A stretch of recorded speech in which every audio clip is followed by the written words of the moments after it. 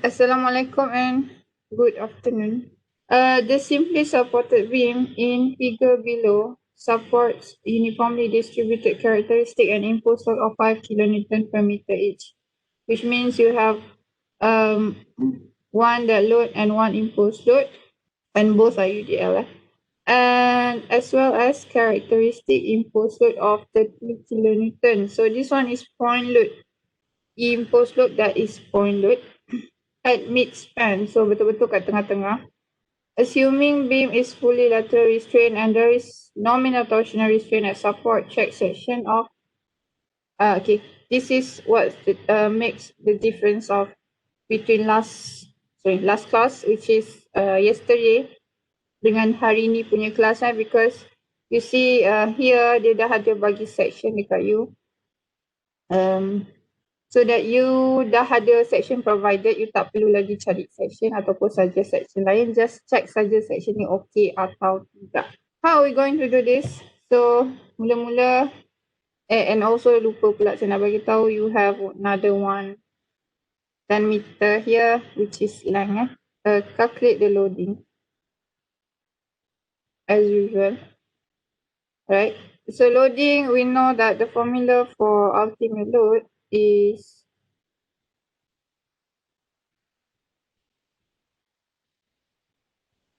(1.4 GK plus 1.6 QK. Masukkan saja. So first, I akan kira for UDL dulu. Okay. So apa-apa yang UDL akan masukkan dalam this one 1.4. So we have 1 UDL for that load. And I will add 1.6 and impulse load ada lagi satu UDL 5 kilonewton per meter juga. Okay, and then I need to darabkan dia dengan 10 meter because this is UDL.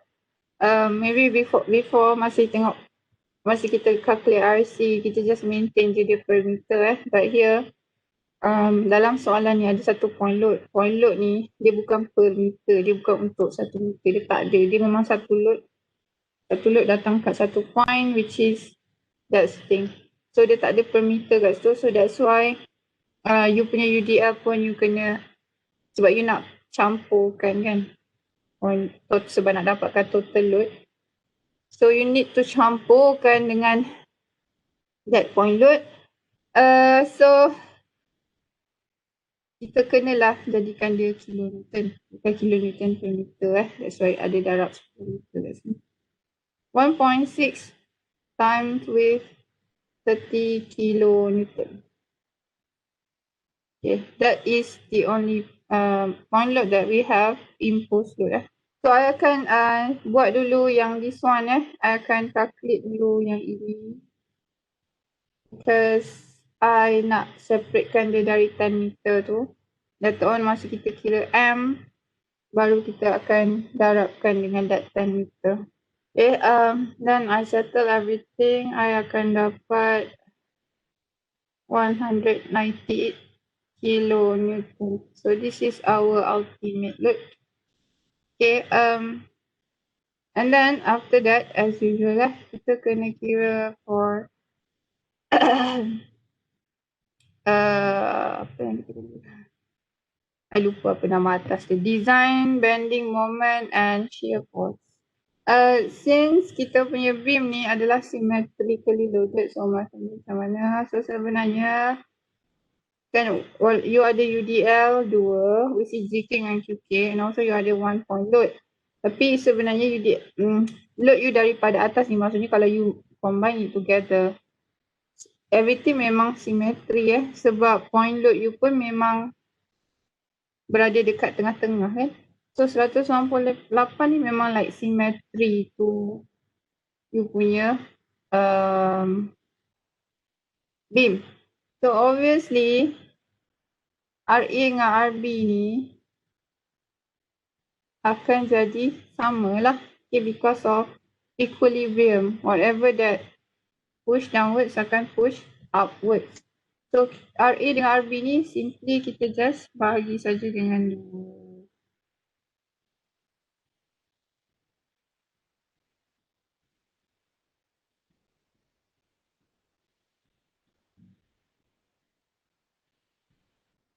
I will get 99 kilonewton.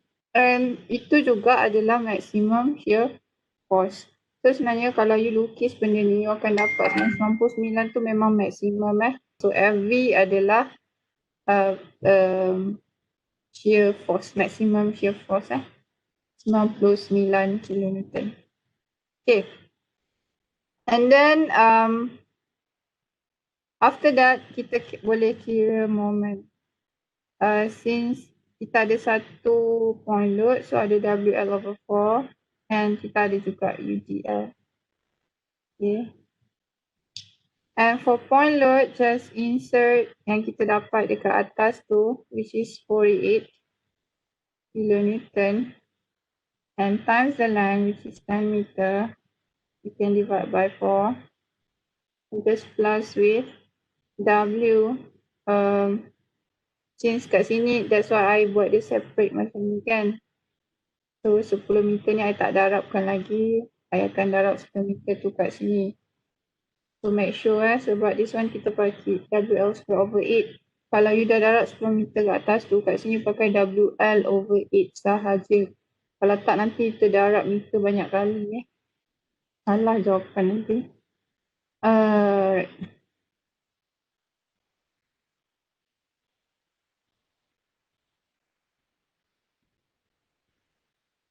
Adonai Raul. 307.5. Okay, betul. Thank you, Adonai.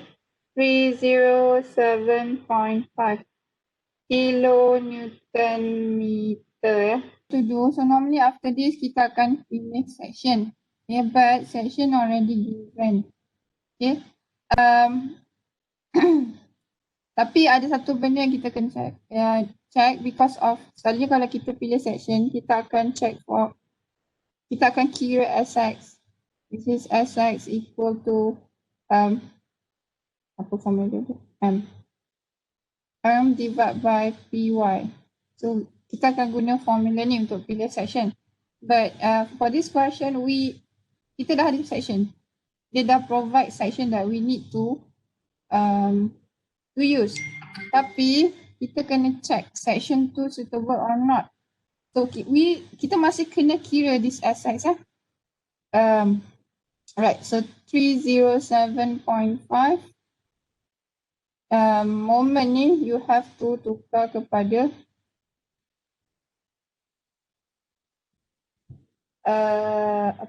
Newton millimeter. So darab 10 kuasa 6 kilonewton tukar Newton darab 1000, meter tukar millimeter darab 1000 lagi. And then divide by PY. Okay, PY kat sini tak perlu assume sebab you dah ada section. You kena guna, you boleh check lah dengan section you tu berapa sebenarnya dia punya T sebab kalau kita nak tahu PY berapa adalah daripada dia punya thickness kan. Okay, thickness of flange. Flange thickness. Okay, so sekarang ni what we need to do, kita tengok balik kita punya ni apa, 356 171 67 UB. So 356 171 67 UB, this one just highlight je all up until itulah, senang kita nak refer like this. We have this table which is kalau T is less or equal to 16, it is 275 PY dia. Tapi kalau T is bigger than 16 but maksudnya 17 lah, 17 sampai 40, 265. 41 sampai 63, 255, 64 sampai 100, 245. So our T right now is berapa? So kita kena check dekat kita punya section lah. So kalau less than or equal to 16 to 75 17 ke 40, 265. Okay. But here our T is only 15.7. which means it is less than 16. So T is less than 16 mm. Okay. So kalau you nak buat ayat bagi you senang faham lah, mungkin boleh tambah sikit kat sini. From table T is less than 16 mm, which means PY adalah 275. You boleh faham sebab sekarang kita dah ada section, bukan macam sebelum ni kita tak ada section. Kita cari section, so kita assume but this time dia dah bagi section, you have to use whatever given this maksudnya character section tu macam mana, properties dia, that is what we call properties lah. The T, the flange thickness ni adalah properties, one of the properties, so refer to that table. So kita dah dapat PY 275, put 275 down here. Akmal Hazim 111 8181 nantilah 111 lagi 81 aha 81 aha point ha 818. ya betul. So ini dalam adalah dalam millimeter cube. Okay, because of Newton is slash hilang, but millimeter divide lagi millimeter square, bagi 2 kali, so dia jadi darab, so millimeter. Okay, jadi this one kita kena tukar dia jadi centimeter cube sebab kita nak compare dengan SX daripada table. Dan table punya SX adalah dalam centimeter cube. Kita nak bagi sama units So it become 182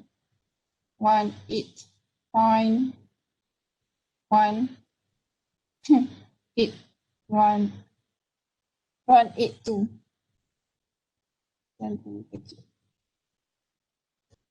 We need to refer to the table for the value of SX. SX ni adalah plastic modulus 1210.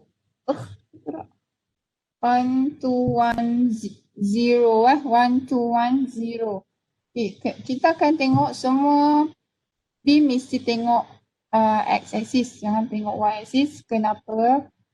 Because beam dia berdiri tegak macam ni tau. Dia tegak macam ni lah. Okay.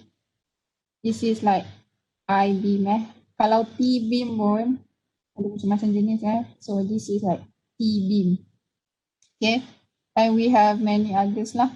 Jenis-jenis yang lain. So semuanya tegak. Kita takkan letak dia terbaring. What I mean by terbaring is like this. Jadi kita takkan letak dia macam ni Because kalau you letak dia macam ni, dia lagi weak. You akan reduce dia punya capacity kalau you position beam tu macam ni. Okay. Because kalau you masih ingat lah masa part 1, you ada kira IXX saya Kalau you calculate, you akan dapat IXX yang tegak ni lagi tinggi daripada IXX yang baring.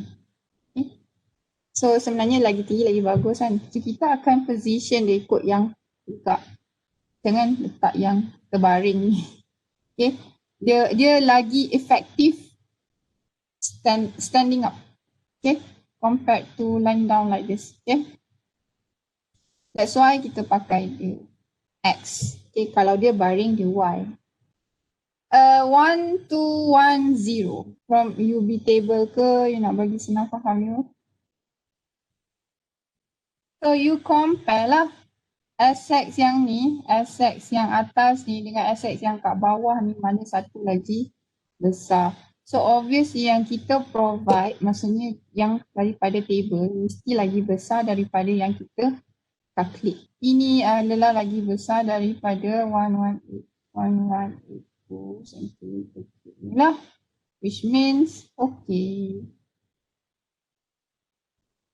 Mesti lagi besar you provide sebab you pakai table, daripada table tu mesti lagi besar 1210. Okay. Lepas tu baru kita go for classification. Sebab kita nak tahu dia adalah compact ke, semi-compact ke, plastik ke, slender ke. Kita nak tahu benda tu, classification. So normally macam example number 1, I akan check for T because of kita must make sure that T. Oh, I tak tulis T berapa. Berapa tadi value T? 15.7, sorry. Kat atas ni tukar sikit. Mabuk. 15.7 mm less than 16 mm. So kita just boleh refer je dengan T yang kat atas ni, kita tak payahlah tulis balik. Okay. Because kita dah tengok P1 memang 275 sebab cross section yang kita pakai tu 15.7 dia T. Kita just boleh terus pergi pada, so 275 divide by Py is square root. So this is the formula. So 275 bagi 275 square root kan, you akan dapat sama dengan 1 lah. Okay. After dah dapat constant, so kita nak tahu flange dengan web ni section apa, as in plastik. Kita nak classifykan based on flange dengan web. Okay. So flange B over T and web is D over T.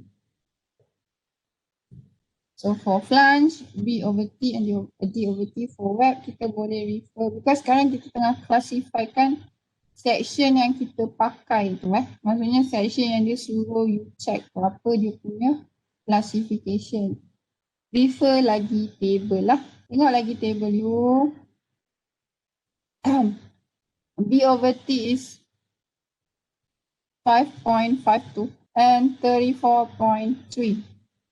So flange B over T is 5.52 and D over T is 34.3. From this, kita dah ada lah B over T and D over T. Nak buat apa dengan benda ni? We need to refer to another table. So you ada plastic, compact, semi-compact, slender tak ada kat sini. Tapi slender is kalau value ni lebih besar daripada this 15 constant kat atas yang 2.5, which I said this limit are to be taken as class 4 slender cross section. Dah exceed lagi daripada semi-compact, it is slender. And limiting proportion, so B over T and D over T. So kita akan refer to this one 5.52 and here is 34.3. Okay.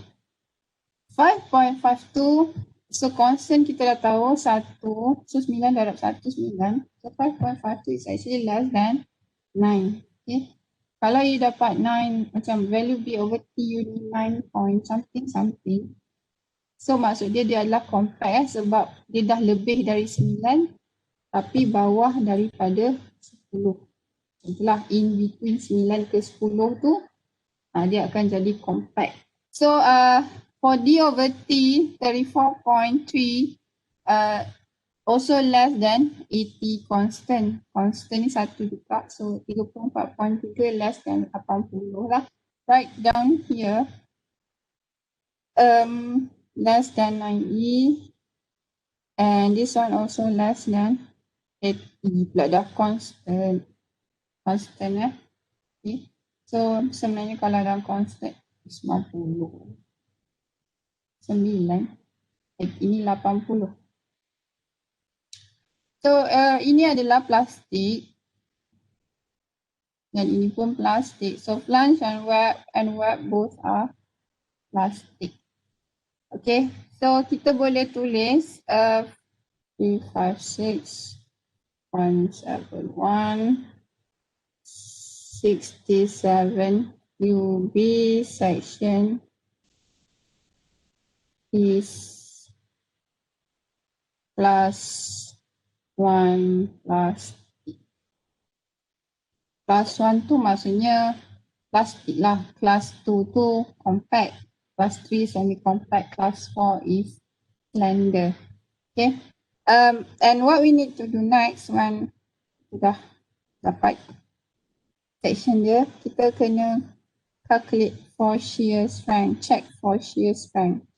First, kita nak tengok whether a shear buckling need to be considered or not. So this one, kalau I tengok dalam my notes, my previous notes, I ada buat notes dekat bawah tu yang kita kena check juga. D/T ni So D/T kita is 34.3, tak payah refer pada table, you can simply here. The first one, which is less than 70 constant. 70 ni mana I dapat? Actually it's in my note. So for roll section, bukan welded for roll section 70, kalau welded 62. Tapi kita belajar sampai roll saja, kita belajar welded. So obviously 70 ni you anggap tu lah macam fix So since the last, we don't need to consider it. Okay. Okay, after that check for shear buckling, we need to check for shear capacity.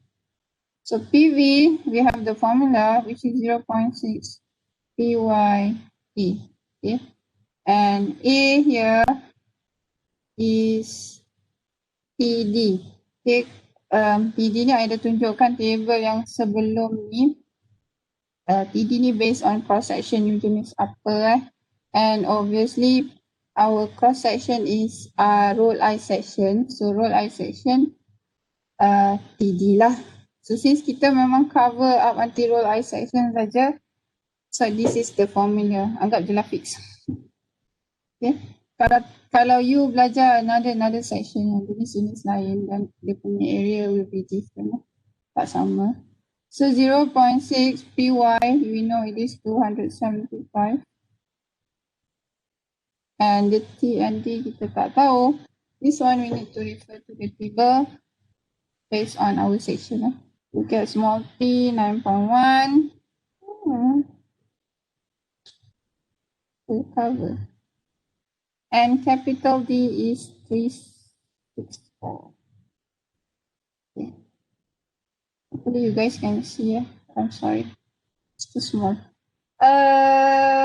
So small t is 9.1 and small t ni thickness of web. Okay. And capital D is overall height.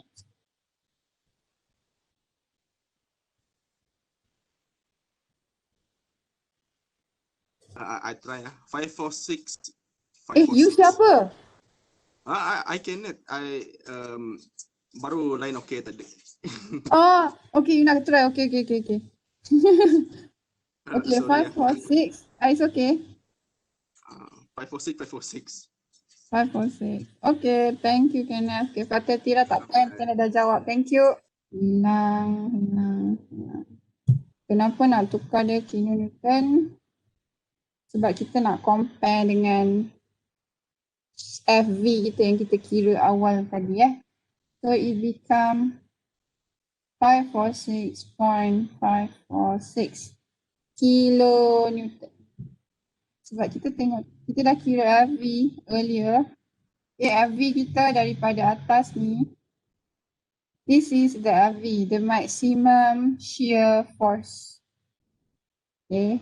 Which is 99 kilonewton. Okay, we can compare the value of PV and FV. We see that FV is less than PV. Okay, maksudnya this is low shear load. Okay lah maksudnya. Okay, kalau if let's say bila you macam, sebab yang ni bezanya dengan yang macam sebelum ni kan, macam example 1 beza sebab dia bagi section, dia minta you check section. Kalau kata kan FV bigger than PV, bila bigger so tak lepas lah high shear load. So bila high shear load Don't stop. Jangan stop. Teruskan je kira sampai moment. Sebab awak checking. Okay. Tak lepas pun tak apa. Check je lah. Dah dia bagi section. Kita check je sampai habis. Okay. Jangan stop separuh jalan sebab markah tu semua yang awak checking sampai habis tu semua ada markah. Mungkin kalau dekat sini pun dah fail. Kat sini kan. Contohnya kat sini pun dah fail. Awak teruskan je sampai bawah. Okay. Sebab yang ni kan kita check assets yang kita ambil dari table tu. Assets is bigger daripada value yang kita kira yang dekat atas ni kan. Daripada value moment dari loading tu.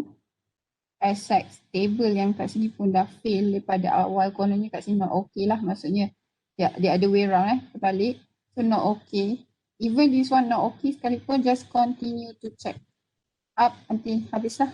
And last kali cakap je lah, section not suitable. Okay, that one in case kalau soalan tu dia provide section, you kena check.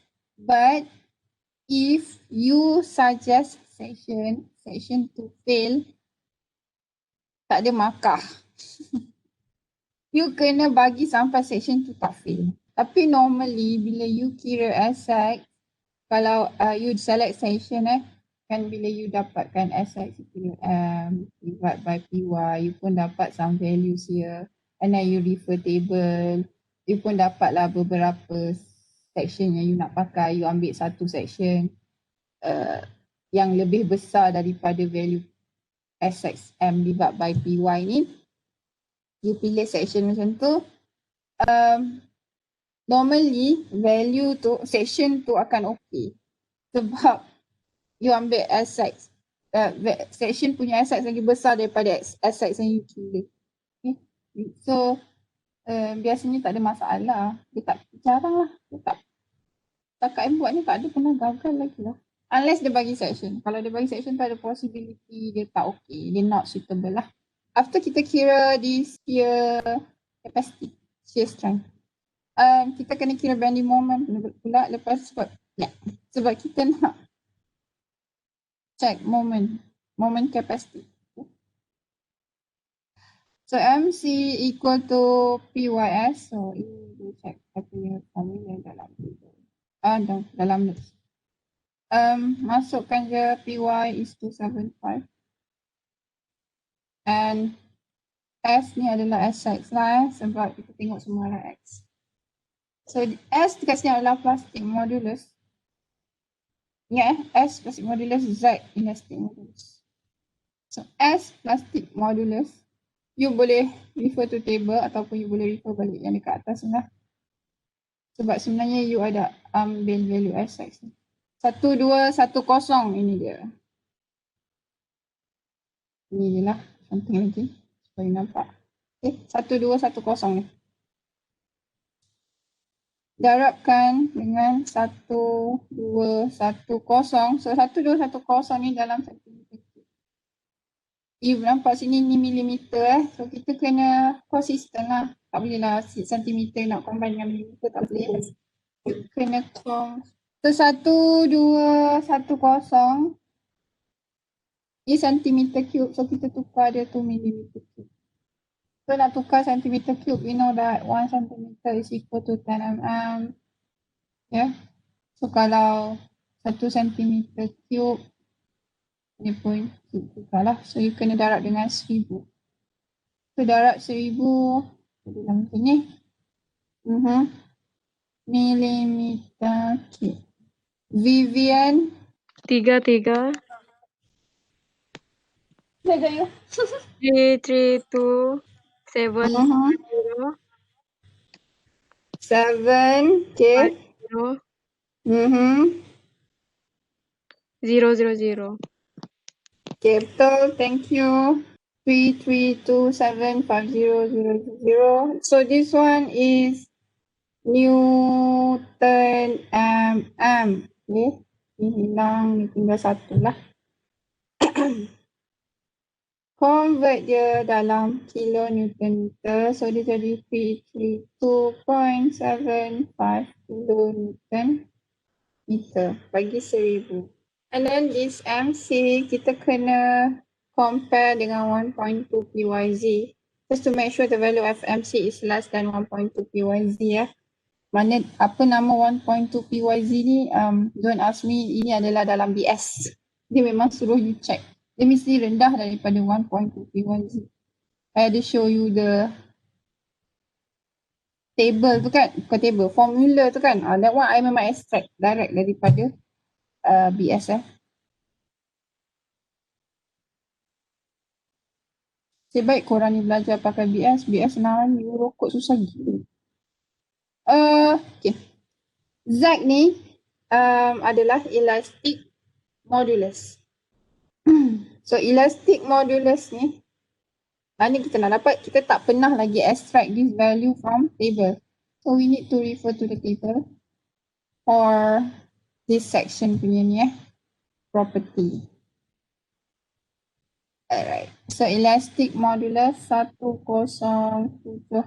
1070 ini dalam centimeter cube, tukar to millimeter cube. So darab 1000 millimeter cube. Then you will get some answer here. Fatin Atirah ni ada ke? 3531. Banyak kosong. Betul, thank you.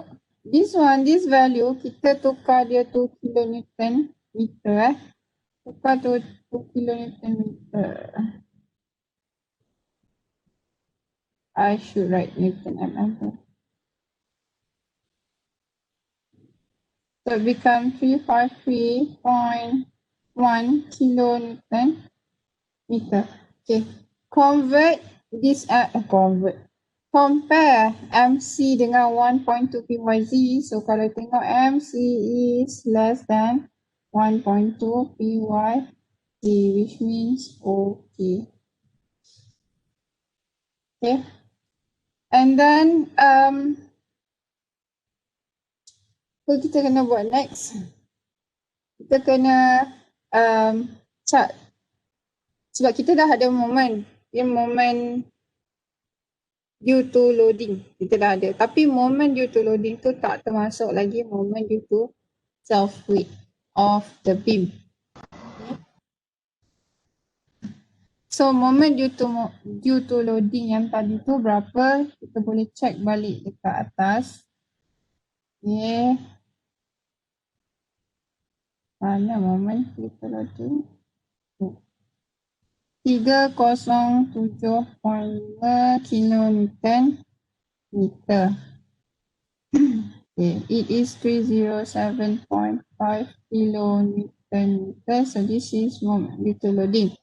Tapi moment due to self weight kita tak ada sebab kita kena campurkan juga moment due to self weight, baru dia akan jadi total moment lah.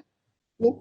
MSW, moment due to self weight, formula WL square over 8. Kenapa you pakai WL square over 8? Because of you punya I-beam ni, dia all the way kan, 10 meter panjang dia 10 meter. So dia like UDL lah, the whole beam tu, inilah cross section dia. Okay, so dia adalah UDL, WL square over 8. So W guys ni, we know that our beam is, self weight is that load. Okay, so bila that load, self weight kan, berat beam kan, that load lah 1.4. So 1.4 kita biasanya akan darabkan weight, okay, dalam Newton. Tapi sekarang ni kita tak ada value tu. What we have only is this one, UB ni, 67 ni kan dia refer kepada mass per meter kan, which is kilogram per meter. Kalau kilogram, apa-apa dalam kilogram sebenarnya adalah mass, dia bukan Newton. Okay. So pemahaman pasal berat kita tu sebenarnya adalah mass. Okay. Not exactly weight. Okay, so 67 kilogram per meter. So ini dalam kilogram. Kita akan tukar dia jadi Newton lah. Nak convert dia to Newton, kita kena darab dengan gravity acceleration, which is 9.81. Okay. And then kita bagi dengan 1000 sebab kita nak tukar dia jadi kilonewton. Okay. So 67 kilogram darab 9.81 meter per second kuasa 2, dia akan jadi Newton. Bagi 1000 dia jadi kilonewton. Okay. Meter kat sini tak payah tengok. Meter ni yang berubah kat sini adalah kilogram ni. 67 kilogram ni dengan 9.81 ni yang jadi Newton. Okay. Per meter tu adalah untuk 1 meter. So meter tu tak ada kaitan pun. Dia sebenarnya nanti adalah untuk you nanti. Dia adalah UDL kan. Kilogram untuk berapa panjang itu tu. Berapa panjang beam tu. Okay.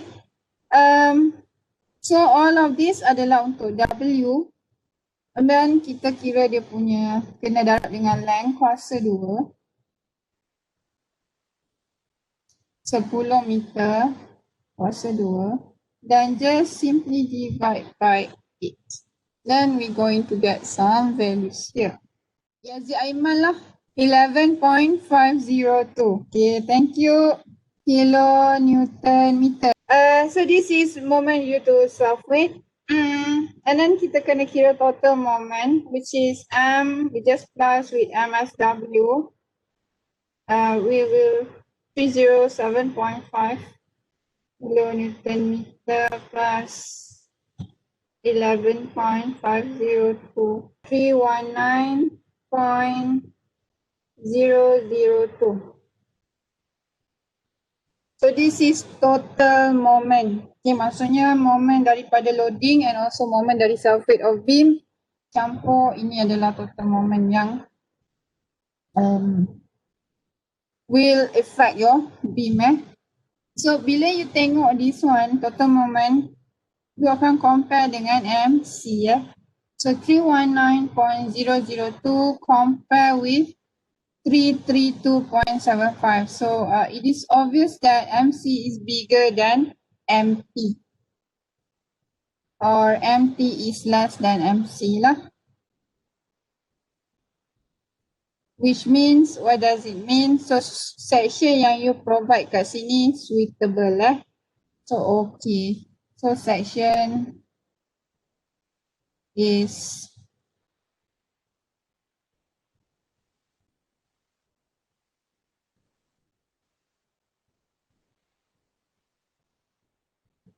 sampai sini je. So kita dah siap . We are done with this question. Thank you everyone.